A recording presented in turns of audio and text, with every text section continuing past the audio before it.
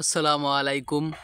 আজকের এই ভিডিওটি বোম্বাই মরিচ গাছে কি ওষুধ ব্যবহার করলে কি ভিটামিন দিলে এই গাছটিতে প্রচুর ফলন দেবে, কি কি যত্ন নেবেন সেই সম্পর্কে।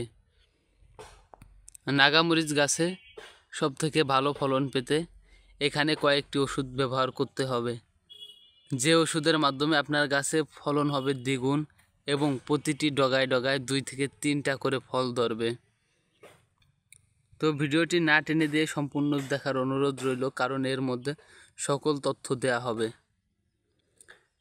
বোম্বাই মরিচ গাছে অতিরিক্ত ফলনের জন্য, অধিক ফলনের জন্য যেই কয়েকটি ওষুধ ব্যবহার করবেন তার মধ্যে সর্বপ্রথম ওষুধটি হলো এখানে ব্যবহার করতে হবে ভিটামিন। সেটি আপনি দিবেন এখানে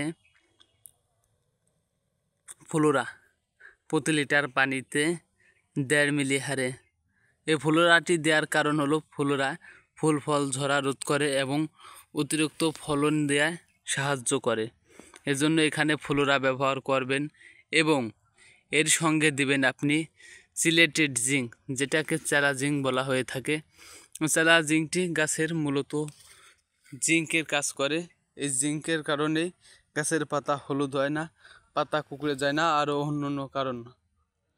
এই জিঙ্ক ওষুধটি দেওয়ার পরে এখানে আরেকটি ওষুধ ব্যবহার করবেন, সেটি হলো সুলুবর বোরন।